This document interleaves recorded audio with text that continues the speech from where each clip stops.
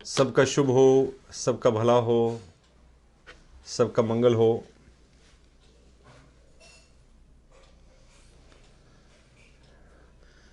दो लाइनों से प्रारंभ कर रहे हैं जो इस वर्कशॉप का उद्देश्य है। एक छोटे से गीत की चंद लाइनें हैं।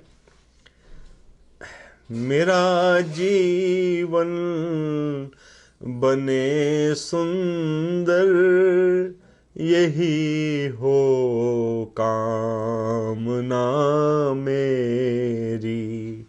यही इस वर्कशॉप का उद्देश्य है कि हमारा जीवन सुंदर बने, विकसित हो। इसी सुंदर सी भावना के साथ अपने अपने स्थान पर गुनगुना सकते हैं। मेरा जीवन बने सुंदर, यही हो कामना मेरी।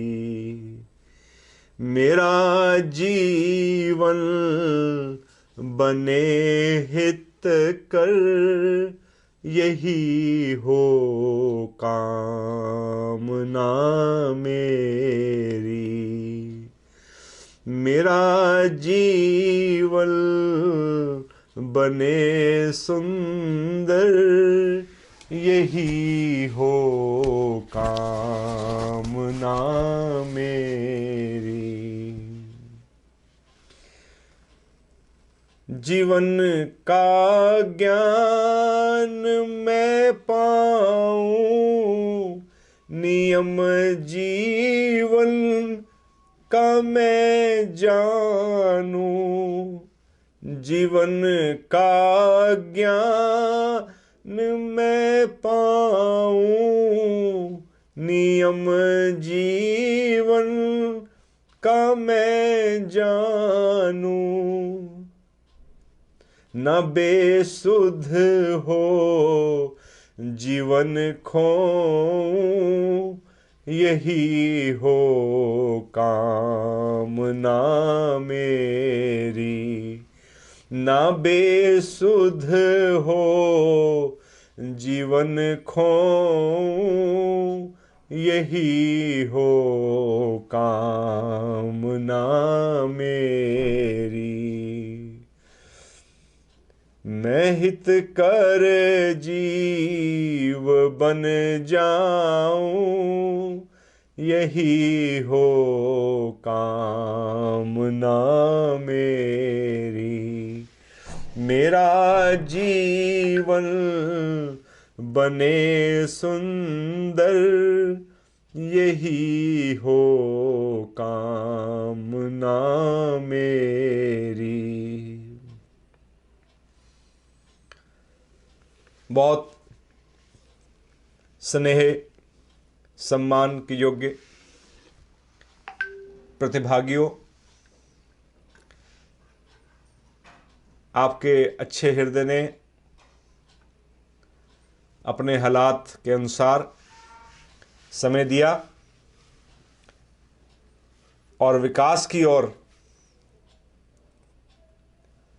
कैसे बढ़ें, हमारे कदम एक एक करके कैसे विकास की ओर उन्मुख हों, इस विषय को जानने का हमें अवसर मिला। 4 कदम 4 हफ्ते तक हमने जानने, समझने, सीखने और उनके अनुसार कुछ अपने विचारों को, अपने भावों को ढालने की कोशिश की। सबसे पहले इस दौरान आशा है कि हम समझ पाए होंगे कि विकास का सही अर्थ क्या है। विकास यानी ग्रोथ सभी पक्षों में, 5 पक्षों में, शारीरिक, मानसिक, आर्थिक, सामाजिक एवं आत्मिक। अगर बैलेंस्ड विकास होगा तो हमारे मूड स्विंग, हमारी डिस्टर्बेंसेस, डिप्रेशन, दुख होना, दुखी रहना, कुढ़न में रहना, ये चीज़ें हमारी नियंत्रित हो जाएंगी, क्योंकि बैलेंस ग्रोथ है। और दो किस्म की ग्रोथ होती है, एक है जो हम आकांक्षा करते हैं, हम चाह के करते हैं, एक नेचुरल वे में होती है। आकांक्षित परिवर्तन और निराकांक्षित, बिना चाहे परिवर्तन हो गया, बिना चाहे ग्रोथ हो गई, और एक चाहकर हुई। तो हमने चाहकर विकास करना है, निराकांक्षित तो हो ही रहा है, और उसके लिए हमें नेचर के, कुदरत के, प्रकृति के नियमों को समझना है। पूरा विश्व नियमबद्ध है, नियम से चलती है हर चीज, तो विकास भी नियमों पर ही आधारित है। जब हम नियम समझ लेंगे, नियमों की पालना करेंगे, तो हमारा सब पक्षों में एक बैलेंस्ड विकास होना प्रारंभ हो जाएगा। और जब हम विकसित होते हैं सभी पक्षों में, तो संतुलन की कला, बैलेंस, हर पक्ष में, चलने में, खाने में, पहनने में, बोलने में, सोने में, कमाने में, खर्च करने में, चाहे असफलता हो उस समय अपने आप को कैसे संभालना है, कोई मृत्यु का अवसर हो, डेथ हो तो कैसे संभालना है, और कोई कामयाबी मिल जाए तब कैसे संभालना है। संभालने की जरूरत हर पड़ाव पर है। ये संतुलन की कला अगर हम आ जाएगी, तो हम अच्छे वक्त में, पॉजिटिव माहौल में, कामयाबी के माहौल में धरती पे पांव रहेंगे, और जब थोड़ा दुख का माहौल हो, गमी का माहौल हो, ना कामयाबी की बात हो, कोई मृत्यु की बात है, कोई घाटे की बात है, तब भी साबित कदम रहेंगे, और बहुत आसानी से हम उस अवस्था से निकल आएंगे, और हम सही दिशा में आगे बढ़ने लग जाएंगे। इसी कड़ी में विकास को करने में, विकास पाने में जो चीज सहायता करती है, वो है आपका माहौल, वातावरण। जितना हमारा वातावरण अच्छा होगा, हमें सही सोचना, सही बोलना, सही करना, सही समझना, सब सही दिशा में सब चीजें हो, ये करना सहज होता है। इसलिए कहते हैं नकारात्मक वातावरण में सकारात्मक विकास, पॉजिटिव विकास करना मुश्किल है, और पॉजिटिव माहौल में पॉजिटिव रहना और पॉजिटिव विकास करना आसान है। इसलिए परिवेश की, हमारे इन्वायरमेंट की समझ भी बहुत बड़ी एक देन है, बहुत बड़ी उपलब्धि है। हमें हमेशा अपने चारों तरफ पुस्तकों का वातावरण, संबंधियों का चेक करते रहना चाहिए, लोगों का, बातचीत का, हम क्या पहन रहे हैं उसका, पहनने का असर पड़ता है, कैसे मकान में रहते हैं उसका असर पड़ता है, कैसी भाषा का इस्तेमाल करते हैं उसका भी असर पड़ता है, हम कैसी भूषा पहनते हैं उसका भी, हर चीज़ का असर पड़ता है हमारे पर। हम बहुत सी चीज़ों से प्रभावित होते हैं, और हमें उसकी समझ होगी तो इन सब का असर भी हमारे ऊपर पॉजिटिव ही पड़ेगा। और एक और बात जो हमने समझने की कोशिश की थी, समझनी चाहिए विकास के लिए, कि विकास नियमबद्ध है। जैसा भी मैंने गीत में भी गुनगुनाया, अक्सर गुनगुनाता हूं मैं, जीवन का ज्ञान मैं पाऊं, नियम जीवन का मैं जानूं। जीवन का ज्ञान क्या है? नियमों को जानना, कि कौन से नियम से चलकर कौन से गुणों को विकसित करके, वो गुण ही है, गुणों का विकास ही स्वयं का विकास है। अलग अलग लेवल के लोगों में अलग अलग अंतर गुणों को लेकर होता है। इसलिए हम किसी को लाइक या डिसलाइक भी मुख्यतः उसके गुणों को लेकर करते हैं। इसलिए उन गुणों की शुरू से ही ध्यान रखने की माता पिता को, छोटे से बच्चे में, गर्भकाल से पहले से, जब माता पिता संतान की उत्पत्ति करते हैं, उससे पहले उनकी आत्मिक स्थिति इतनी गुणवान होनी चाहिए, इतनी पॉजिटिव होनी चाहिए, ताकि जो आने वाला बीज है, जो मातृगर्भ में स्थापित होने वाला है, वो अंश छोटा सा, वो उन गुणों की पूंजी लेकर ही आए, और उन गुणों को धारण करते हुए उसकी ग्रोथ हो 9 महीने की लगभग। उन 9 महीने का वातावरण भी बड़ा इंपॉर्टेंट है, वो भी एक नियम है। कैसा माहौल था घर में, पति पत्नी का संबंध कैसा था, सास ससुर के साथ संबंध कैसा था, देरानी जिठानी, ये घर में जो और पारिवारिक जन है, जो और पड़ोसी हैं, जो भी घर का वातावरण है, कैसे पौधे हैं, कैसी दीवारें हैं, कैसे फोटोज लगे हैं, सब चीज़ का असर पड़ता है। और जब बच्चा इस संसार में आ जाता है तो फिर वो नियम पूरे होने शुरू होते हैं कि उनके अंदर कौन से गुणों का विकास 5 साल की उम्र तक हो, फिर वो 12-13 साल की उम्र तक, जब तक टीन एज शुरू होती है 13 से, तब तक कौन से गुणों का विकास हो, और टीन एज के अंदर कौन से गुणों का विकास हो, ताकि वो आगे युवा की जो दहलीज है उस पर जब पहुंचे तो उन गुणों को लेकर पहुंचे। और जब ग्रेजुएशन कर रहा हो, बीटेक कर रहा हो या बीकॉम कर रहा हो, जो भी पढ़ाई करता है प्रोफेशनल आदमी, तो उसमें भी कुछ गुणों का समावेश ऐसा होता चले कि वो अपनी पारिवारिक जिंदगी में लेटर ऑन या अपने प्रोफेशनल लाइफ में इफेक्टिव हो सके उन गुणों के साथ। इन सब गुणों की चर्चा हम कर चुके हैं। सिर्फ इन्हीं गुणों की नहीं, बल्कि जब हम पारिवारिक जीवन में एंटर करते हैं तब किन गुणों की समझ चाहिए, या हम व्यवसायिक जीवन में या प्रोफेशनल लाइफ में जॉब में जाते हैं तो किन गुणों की आवश्यकता है हमें। आशा है कि आपको वो गुण स्मरण होंगे। वो गुण सिर्फ स्मरण नहीं करने हमें, बल्कि जीवन में धारण करने हैं। बच्चा छोटा है तो माँ बाप की जिम्मेदारी है, बच्चा थोड़ा संभल जाता है तो उसकी खुद की जिम्मेदारी है कि उन गुणों पर वो फोकस करे, और माँ बाप या बड़े जो भी उसके टीचर्स हैं, उसके सीनियर्स हैं, उसको रिमाइंड कराएं और देखें, चेक करें कि उसके अंदर वो गुण आ रहे हैं। लक्ष्य स्पष्ट है। अगर वो ग्रेजुएशन कर रहा है, बीकॉम कर रहा है, बीटेक कर रहा है, बीए कर रहा है, जो भी बीएससी कर रहा है, जो भी पढ़ाई कर रहा है, उसके बाद लक्ष्य स्पष्ट है, clarity of goal is there, determination है उसके अंदर, समर्पित है। जो चीज कमी होगी उसका रिजल्ट आपके सामने आएगा। कमाल की बात देखिए, अगर डिटर्मिनेशन कमजोर है तो बस हो तो जाएगी डिग्री, लेकिन मजा नहीं आएगा। अगर जॉब चाहिए, अच्छा इंपैक्ट क्रिएट करना है अपनी जॉब में, सबऑर्डिनेट्स पे, सीनियर्स पे, कोलीग्स पर, तो कुछ गुणों को लेकर हो सकता है। Self control very important. बहुत भटकने के चांसेस हैं, बहकने के चांसेस हैं, और विनम्रता बहुत जरूरी है उस स्टेज पर, क्योंकि हमें और गुणों को भी ग्रहण करना है, सीखना है। इसी प्रकार पारिवारिक जीवन में या सामाजिक जीवन में, व्यवसायिक जीवन में, आप जॉब करते हैं या व्यापार शुरू करते हैं, ईमानदारी, दूरदर्शिता, डिसीजन लेने की क्षमता, निर्णय लेने की योग्यता, ये विकसित करनी चाहिए। इसमें हेल्प ले सकते हैं किसी की कि मैं ऐसा निर्णय ले लूं, सही गलत है, तो आप कॉन्फिडेंस जनरेट होगा, ओके ठीक ठीक सोचा मैंने।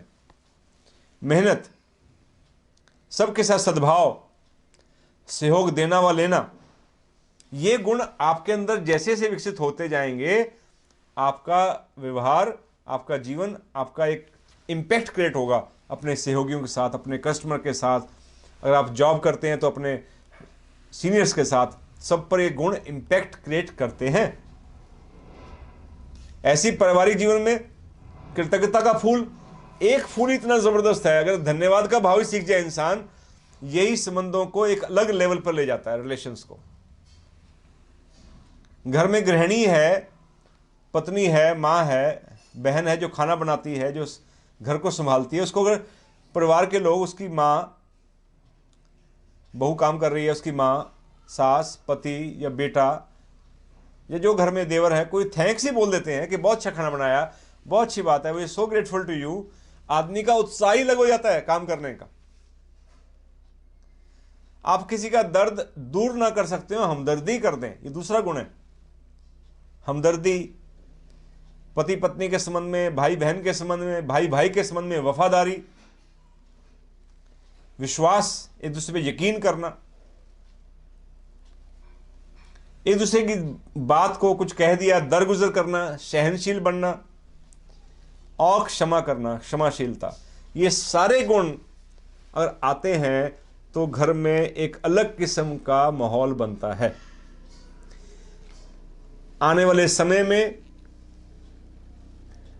हमारा ये संकल्प है बहुत गहरी इच्छा है कि इस पहलू में हम हर एक एज ग्रुप के जो लोग हैं उनकी मदद कर सकें, चाहे संतान उत्पत्ति की प्लानिंग कर रहे हैं, चाहे गर्भकाल में हैं, चाहे वो छोटा बच्चा है 5 साल तक का, या थोड़ा और बड़ा बच्चा हुआ 12 साल तक, टीन एज, फिर प्रोफेशनल लाइफ में, फिर पारिवारिक ज़िंदगी में 25 के बाद मान लो, या 50 के बाद किन किन गुणों की ज़रूरत है, इन पे सब पे चर्चा तो हुई है, हमने डिस्कशन तो किया है, लेकिन एक एक गुण की व्याख्या करके कैसे उसकी इंपॉर्टेंस है, कैसे उसको जीवन में धारण करें, कैसे इंप्लीमेंट करें रियल लाइफ में, इन पर भी भावी जो वर्कशॉप्स होंगी अगले वर्ष, आज से जो अगला समय शुरू हो रहा है, समझिए लगभग 1 वर्ष के अंदर हमारी बहुत कोशिश रहेगी कि इन सब के ऊपर हम अलग अलग विचार करें और अलग अलग एक ट्रेनिंग सेशन टाइप हो,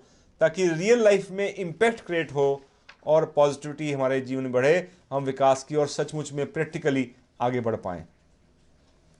आज हमारा ये सत्र जो है वो प्रश्न उत्तर का है। जो 4 सत्र हमारे हो चुके हैं उनसे संबंधित बहुत से प्रश्न हमारे पास आए हैं। सभी प्रश्नों को ले पाना संभव तो नहीं हो पाता, लेकिन कुछ क्वेश्चन ओवरलैपिंग होते हैं, कुछ कईयों के वैसे क्वेश्चन होता है, तो कुछ एक प्रश्नों को हम आज लेंगे।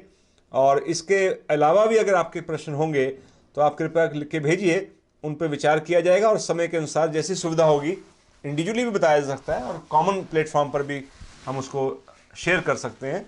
लेकिन फिलहाल जो प्रश्न मिले हैं उनमें से कुछ प्रश्नों को मैं आपके समक्ष पढ़ूंगा और उनका आपको जो उत्तर मुझे प्रेरणा हो रही है मैं उसके अनुसार आपको उसका उत्तर देने का प्रयास करूंगा। नीतीश सोनी सूरत गुजरात से लिखते हैं, स्वयं का विकास व निर्माण में कई बार हमें बहुत कुछ बलिदान करना पड़ता है, तो क्या वह विकास सार्थक है या नहीं? बड़ा अच्छा प्रश्न है।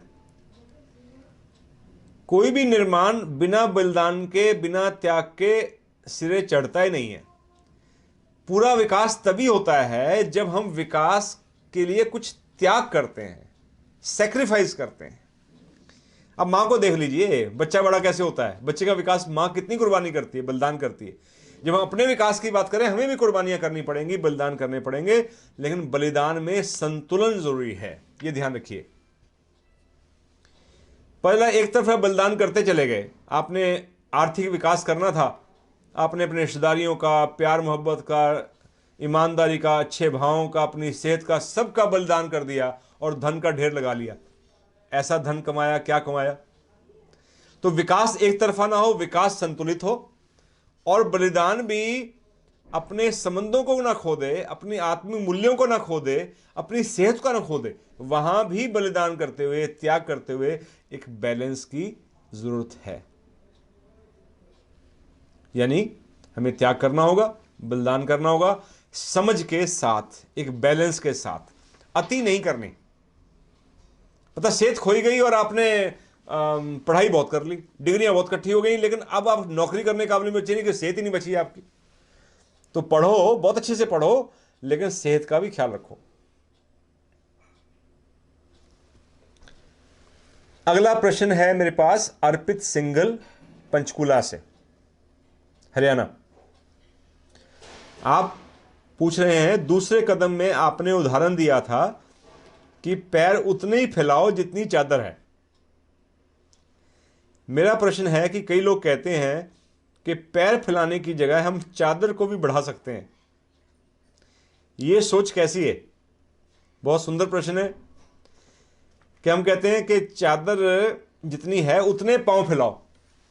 ये अर्पित जी कह रहे हैं कि लोग ऐसा कहते हैं, उनकी सोच कैसी है बताइए, कि पैर फैलाने की जगह हम चादर को ही बड़ा कर दें ताकि आराम से पैर फैल सकें। इसका उत्तर यह है, पहले चादर बढ़ाओ, फिर उसके अनुसार पैर फैला लो। अगर आपकी चादर सीमित है, आपकी योग्यताएं कम हैं, आपकी आमदनी कम है, खर्चे बढ़ा लेंगे, आपकी क्षमता कम है शरीर में, आप उससे ज्यादा वजन उठा लेंगे, तो नुकसान है। मेरी क्षमता है कि मैं एक पर्टिकुलर अमाउंट खर्च कर सकता हूं, मैं 10,000 रुपये महीने खर्च कर सकता हूं। मैंने पैर फैला ली 15,000, तो मैं 5,000 दबाव में आ गया, तनाव में आ गया। अब मैं तनाव में उसको किसी भी प्रकार पूरा करने की कोशिश करूंगा और मैं गलत दिशा में जा सकता हूं। हमें गलत दिशा में नहीं जाना, गलत स्टेप नहीं उठाने, गलत तरीके नहीं अपनाने, अपने आत्मिक मूल्यों के साथ कंप्रोमाइज नहीं करना। इसलिए कहा जाता है कि चादर के अनुसार पैर पसारो। लेकिन अगर आपके अंदर योग्यता है, आपने अपनी गुणवत्ता बढ़ा ली, अपनी योग्यताओं को बढ़ा लिया, क्वालिटीज को बढ़ा लिया, आपकी चादर बढ़ सकती है, आपकी आमदन बढ़ सकती है, आपका स्वास्थ्य बलिष्ठ हो सकता है। तो वजन उठा लो, को मना करता है? फिर आपकी आमदन अधिक हो गई है तो अपना खर्चा बढ़ा सकते हैं। हर जगह बैलेंस की जरूरत है। खर्च और आमदन में, शरीर के अंदर, रिलेशंस के अंदर, हर जगह हमें एक बैलेंस क्रिएट करना है। किसी ने मना नहीं किया। यहां जो बेटर लाइफ में हमें ट्रेनिंग दी जा रही है, इसमें रिस्ट्रिक्शन नहीं है कि भाई थोड़े से संतोष कर लो और बढ़ाओ, कोई दिक्कत नहीं है। लेकिन बढ़ाते हुए ख्याल रहे कि खर्च या आपका पांव चादर से बाहर ना जाए। चादर को बढ़ाइए, कोई दिक्कत नहीं, सही तरीके से बढ़ाइए, सही सोच से बढ़ाइए। बढ़ाइए, कितना बढ़ा सकते हैं। आप एंटरप्रेन्योर बनना चाहते हैं, 1,000, 2,000, 10,000 को एम्प्लॉय कर सकते हैं, कीजिए। अगर आप संतुष्ट रहेंगे, मैं रोटी 2 खा रहा हूं, ठीक है, तो आप किसी को एम्प्लॉयमेंट नहीं दे पाएंगे। लेकिन 10,000 लोगों को एम्प्लॉयमेंट देने के लिए क्या आपके अंदर योग्यता और कैपेबिलिटी है? वो कैपेबिलिटी बढ़ाइए, फिर आप उनको दीजिए मौका। आशा है कि आपको उत्तर मिल गया होगा कि चादर बढ़ानी है पहले और फिर पैर बढ़ा सकते हैं। अंशु टैलमानी, श्रीमती अंशु जी पूछती हैं भोपाल से, मध्य प्रदेश से, हम अपने जीवन में संतुलन किस तरह लाएं? संतुलन की बात हुई थी, उसको लाएं कैसे? बहुत हितकर और बड़ा यूजफुल प्रश्न है, सभी के लिए जानने लायक प्रश्न है। संतुलन के लिए सबसे ज्यादा चीज जो आपको काम आएगी जिंदगी में, वो है आत्मबल। हमें आत्मबल को बढ़ाने के लिए किसी शिक्षा की, किसी वातावरण की जरूरत है और लगातार जरूरत है उस ट्रेनिंग प्रोग्राम की, उस वर्कशॉप की, उस शिविर की, उस पॉजिटिव थॉट की, जिससे हमारा आत्मबल मेंटेन रहे, बल्कि मेंटेन रहे, बढ़े भी। और जैसे से आत्मबल बढ़ता जाएगा, वैसे वैसे संतुलन की कला अपने आप आती जाएगी। जैसे अच्छा डॉक्टर बनने के लिए हम IIT या किसी अच्छे इंजीनियरिंग इंस्टीट्यूट में भेजते हैं, डॉक्टर अच्छा बनना हो तो एम्स में या किसी और अच्छे मेडिकल कॉलेज में भेजते हैं, ऐसे ही हमें इंसान के रूप में संतुलन सीखने के लिए एक अच्छे शिक्षक की, एक अच्छे मार्गदर्शक की, एक अच्छे टीचर की आवश्यकता है, जो हमारे आत्मबल को बढ़ा सके, उसके गुर बता सके और जिससे हम संतुलन की कला सीख सकें। हमें 4 बातें तो समझ में आती हैं कि शरीर विकास करना है, मानसिक विकास करना है, आर्थिक विकास करना है और सामाजिक विकास करना है। सामाजिक विकास में हम कई बार समाज की तरफ भागते हैं। सामाजिक विकास की पहली कड़ी परिवार है,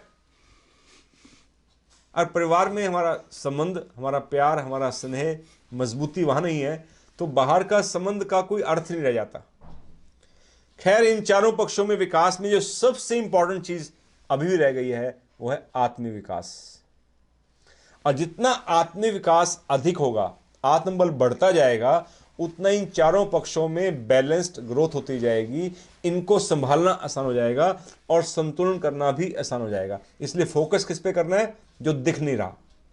डिग्रियां दिखती हैं, शरीर दिखता है, पैसा दिखता है, संबंधी दिखते हैं, सेल्फ नहीं दिखता, अपना आप, स्वयं जो नहीं दिखता, जो मूल है, जो सार है मेरे अंदर, उसको ग्रो करना है, उसका बल बढ़ाना है। तो आत्मबल हमारा टारगेट रहेगा। नितेश सोनी सूरत से फिर पूछ रहे हैं, जीवन का संतुलन विषम परिस्थितियों में कैसे करें जब सब आपके विपरीत हो? ये अगला प्रश्न है। बहुत कीमती प्रश्न आए हैं। मैं बड़ा साधुवाद देता हूं सभी प्रश्नकर्ताओं को कि उन्होंने ध्यान से सुना है, ध्यान से समझने की कोशिश की है, तभी क्वेश्चन निकलते हैं। हमें हमेशा बहुत ध्यान से बात को समझना चाहिए। जो समय दे ही रहे हैं तो बहुत ध्यान से समझें, ताकि हमारे कुछ रियली लाइफ में कुछ पल्ले पड़े, हमारा सच में विकास हो ना, तब तो मजा है। विकास की बातें सुनने थोड़ी आए हम यहां पर, हम तो विकास करने आए हैं। चलो दोबारा प्रश्न पढ़ता हूं। जीवन का संतुलन विषम परिस्थितियों में कैसे करें जब सब आपके विपरीत हो? कैसे बैलेंस मेंटेन करें, कैसे विकास करें अपना, जब इन्वायरमेंट जो चारों तरफ दिख रहा है, हालात दिख रहे हैं, वो सूटेबल ना हो? याद रखें, रात के बाद क्या आता है? दिन। Be positive always.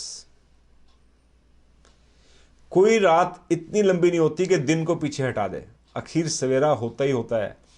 विपरीत परिस्थितियां भी हमेशा नहीं रहेंगी, वो भी पलटा खाएंगी। विश्वास रखें, कोई समस्या आई है तो जाने के लिए आई है।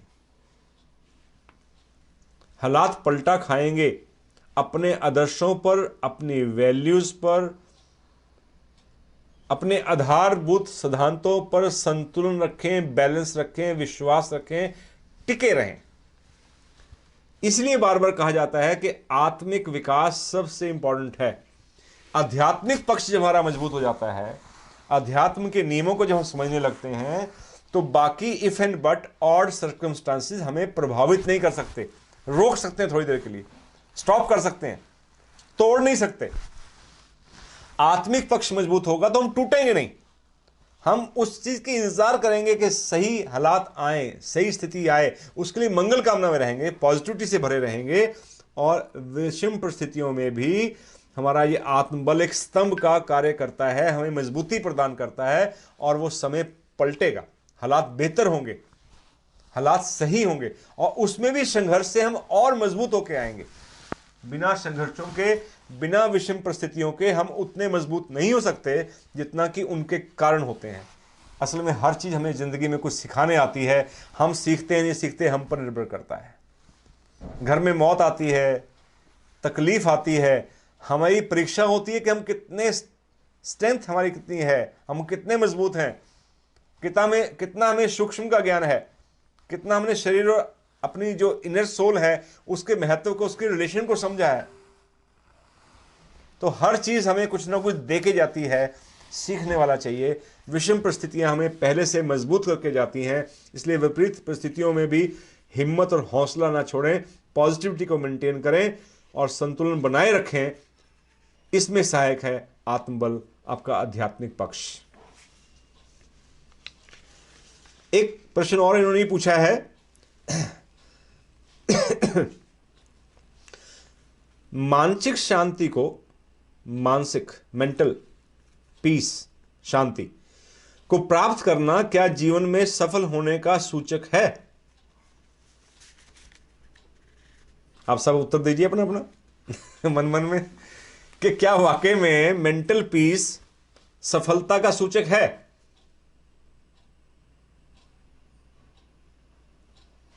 दे लिया होगा अब तक तो मन में। नहीं, हमारे जीवन का लक्ष्य शांति नहीं है। ठीक है, हम भागते उसके प्रति ही है सब। पीस के नाम पर बहुत कुछ चलता है, बहुत चीज बिकती है उसके नाम पर। पीस का लारा दीजिए आप कि शांति मिलेगी। शांति जीवन का लक्ष्य नहीं है, ये बाई प्रोडक्ट है। और वो दो किस्म की शांति है। मैं नशेड़ी हूं, मैं नशेड़ी नहीं हूं, समझाने के लिए कह रहा हूं। अगर मैं नशेड़ी हूं तो जो शांति मुझे पीकर मिलती है, पौवा पीकर या कोई नशा करके, अफीम का या गांजे का, जो भी नशा है, बड़ी शांति मिलती है, बड़ा सुकून मिलता है। किसी को आलसी रहकर कुछ काम ना करके बड़ी शांति मिलती है। किसी को किसी की चुगली करके शांति मिलती, तब तक शांति नहीं पड़ती उसको, जब तक बुराई ना कर ले किसी की। तो शांति किस चीज में मिल रही है? किसी को पीट के, किसी को रुला के शांति मिल रही कि मेरे मन को, कहते हैं मेरे मन को ठंड तब पड़ेगी इसकी भी मौत हो जाए। जैसे मुझे तकलीफ है इसके, दूसरे को कष्ट में देखकर, दूसरे की हानि करके, दूसरे की हानि सोचकर अगर शांति मिलती है तो यह शांति सफलता का प्रतीक नहीं है। जीवन सफल नहीं हो रहा। शांति का आधार, मैंने इसलिए अर्ज किया, शांति बाई प्रोडक्ट है। मेन चीज आपके भाव हैं, आपकी वैल्यूज हैं, वो विकास का आधार है। और भावों का आधार श्रेष्ठ है, उच्च है, उससे आत्मिक सुकून मिलता है। तो वो, जैसे मैंने उपकारी के लिए कुछ किया, काम आया, तुम्हें शांति मिली। मैं किसी सम्मान दिया, इज्जत मिली तो शांति मिली। किसी का दुख दर्द दूर किया, किसी से हमदर्दी करके, प्यार दे के शांति मिली, किसी के काम आके शांति मिली, तो वो पॉजिटिव आउटकम है। इसलिए शांति उद्देश्य नहीं है, शांति का आधार देखने वाला है कि वो पॉजिटिव है, सकारात्मक है या नकारात्मक है, कैसे भावों पे टिका हुआ है। और जब शांति पॉजिटिव चीज़ों पे आधारित होगी तो मानसिक शांति तो रहेगी रहेगी, आत्मिक सुकून भी रहेगा, लेकिन बाहर वो व्यक्ति क्रांति मचा देगा। जितना इंसान अंदर से ठंडा होगा, शांत होगा, अच्छे भावों पर आधारित शांति होगी, उसकी वाणी में, उसकी लेखनी में, उसके कार्यों में क्रांति होगी। और दुनिया को क्रांति की जरूरत है, शांति की जरूरत नहीं है। शांति पर आधारित, पॉजिटिव शांति पर आधारित क्रांति स्वाभाविक है। परिवर्तन क्रांतियों से आए हैं, लेकिन आए शांत मन से, नो डाउट, लेकिन वो मन आधारित, कंट्रोल किसके हो? पॉजिटिविटी के, उच्च भावों के। तुम्हारा लक्ष्य शांति नहीं है, लक्ष्य हमारा क्रांति है। रास्ता शांति से है, और वो शांति का आधार उच्च भाव होने चाहिए, नेक भाव होने चाहिए, पॉजिटिव भाव, सोच अच्छी होनी चाहिए। सोच अच्छे भाव से होती है, नेक भाव से होती है। उनके द्वारा जो शांत मन होगा, जब वो एक्ट करेगा शांत मन, तो क्रांति लाएगा। आशा है, उम्मीद है कि आपको ये प्रश्न क्लियर हुआ होगा। एक और प्रश्न पूछा है किसी ने, क्या हम जीवन को बताए हुए नियम से चलें तो सफल होंगे, या परिस्थिति को देखते हुए नियम बनाएंगे तो सफल होंगे? प्रश्न बहुत अच्छे अच्छे आए हैं कि जो नियम बताए गए हैं जीवन के, उन पर चलें तो हम सफल होंगे, या जैसा मौका हो, परिस्थिति ऐसी हो, हालात जैसे हो वैसे नियम बना लो तो सफल होंगे।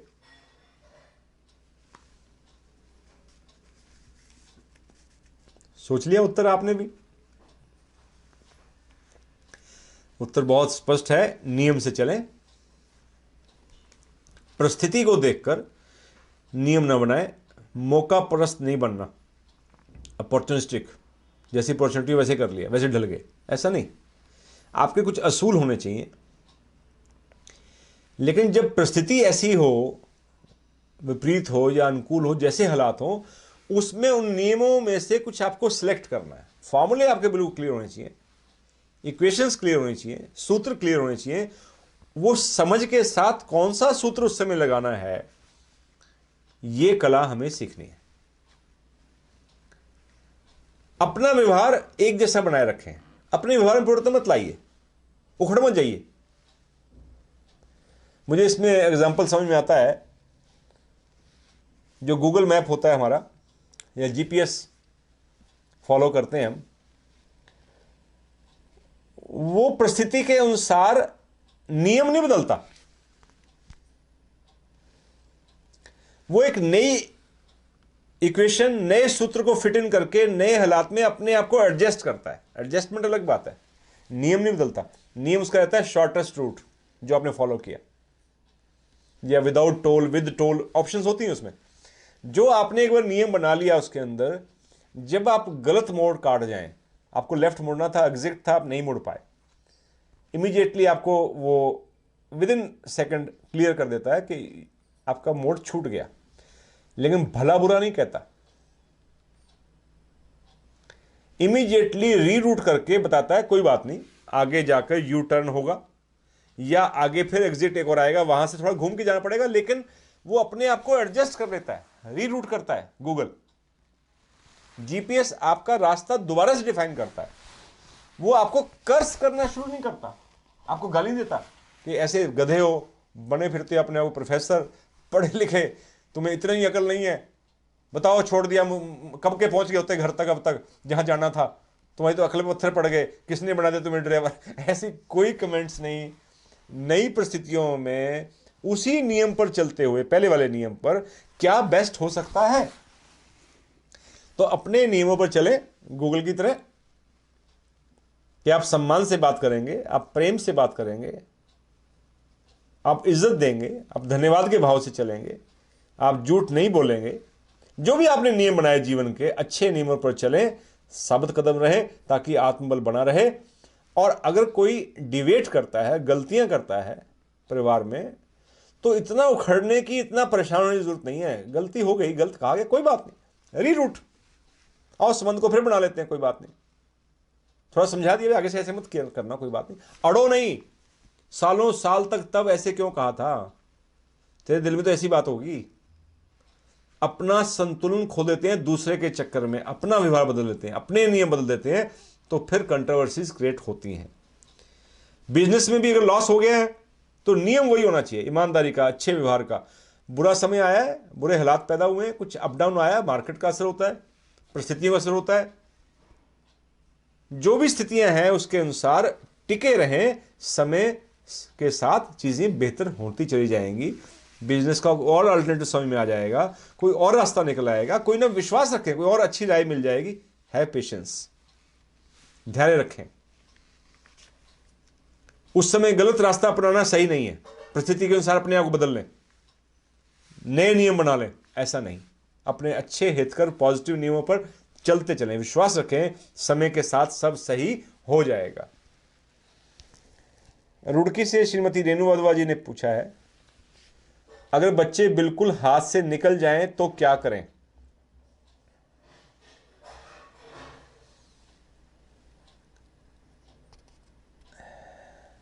बहुत आश्चर्य और अचंभे की बात है किसी परिवार के लिए, हैरानी की बात है, दुख की बात भी है कि जिन बच्चों को खुद पैदा किया, बड़ा किया, पाला पोसा, वो हाथ से निकल जाएं। क्या कर सकते हैं बताइए? ट्रेन छूट गई तो छूट गई, फ्लाइट छूट गई, छूट गई, लेकिन थोड़ा सा हम एक इसमें विचार कर सकते हैं। अभी इसमें स्कोप थोड़ा बचा ये है कि हम पॉजिटिविटी ना छोड़ें, विश्वास ना छोड़ें, हिम्मत ना छोड़ें। कि ट्रेन या फ्लाइट छूट गई, बच्चे छूटे नहीं हैं तो आसपास ही ना है, तो घर में ही, उनके साथ हमारी मैचिंग नहीं हो रही, मिस मैचिंग हो रही है, गए कहीं नहीं, वो है आसपास ही। क्या करें फिर?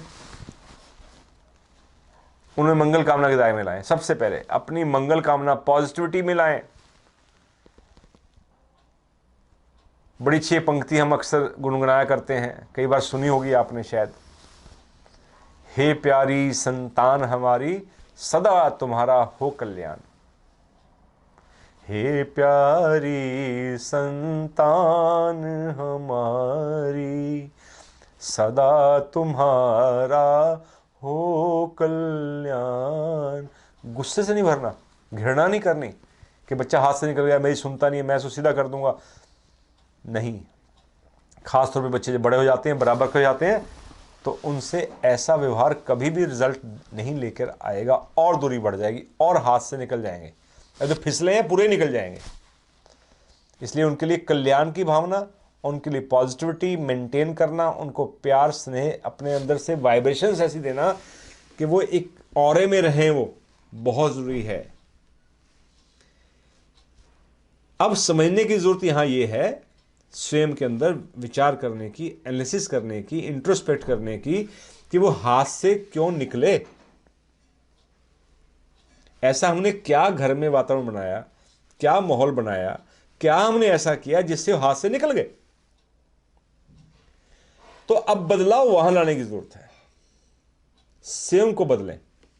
जो बदलाव हम उनमें लाना चाहते हैं वही गलती हम तो नहीं करते। मैं तो बच्चा झूठ बोलता है मेरे हाथ से निकल गया, और हम पति पत्नी, घर में माँ बाप जो बड़े हैं वो भी झूठ बोलते हैं, वो भी घृणा में जी रहे हैं, वो भी स्वार्थ में जी रहे हैं, वो भी नहीं सुनते, वो भी नहीं अपनी गलती मानते, वो भी थैंक्स नहीं देते, वो भी पॉजिटिविटी में नहीं है। जो काम वो खुद नहीं कर रहे वो संतान से कैसे अपेक्षित हो सकता है? तो इसलिए जो हम उनसे अपेक्षा कर रहे हैं, पहले हमारे अंदर वो चीज़ हो, नहीं है तो अपने अंदर लाएं। बड़ी अच्छी लाइन मेरे जहन में लिखी गई थी कि बच्चे बातें कहने से नहीं, देखने से सीखते हैं। जो हम कहते हैं वो बच्चे नहीं सीखते, जो हम करते हैं उससे सीखते हैं। हाथ से अगर फिसले हैं तो क्यों फिसले, हमने ऐसा क्या किया?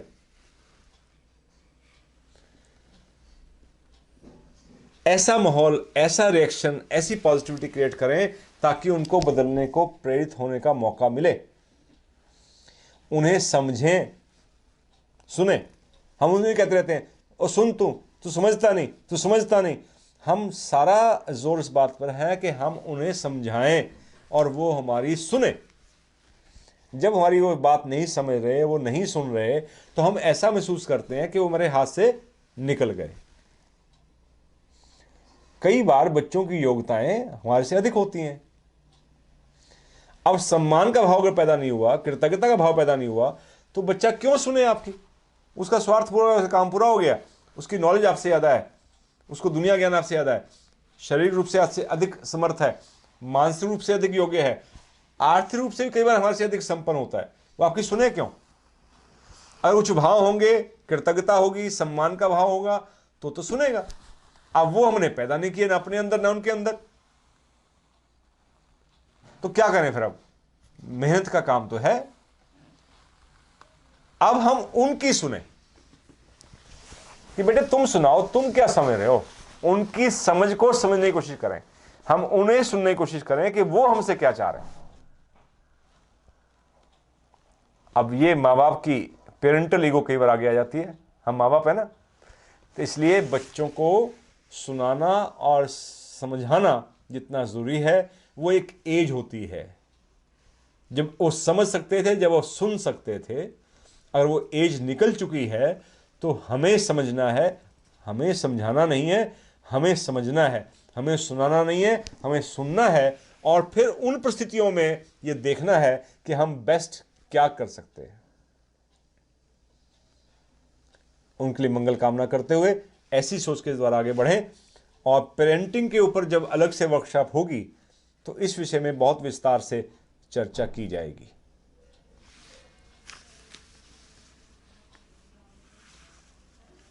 आप सबके प्रश्नों के लिए जो आपने पूछे हैं, काफ़ी प्रश्न और हैं जो आए हैं हमारे पास, लेकिन कुछ चुनिंदा खास प्रश्नों को समय की सीमा में, समय का सम्मान करते हुए रखा गया है। आप सबका शुभ हो।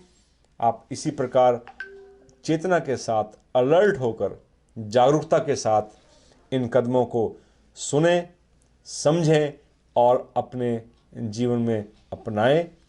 और जो अगले कदम आएंगे उन पर भी इसी प्रकार इतने ही पॉजिटिविटी के साथ उन्हें सुने और उनसे लाभ उठाएं। आप सबका शुभ हो। आप सबका धन्यवाद जिन्होंने प्रश्न पूछे उनका भी, और जिनका नाम नहीं लिया गया और वैसे उनके प्रश्न कुछ मिलते जुलते रहे होंगे, उन सबका भी बहुत धन्यवाद आपके प्रश्नों के लिए।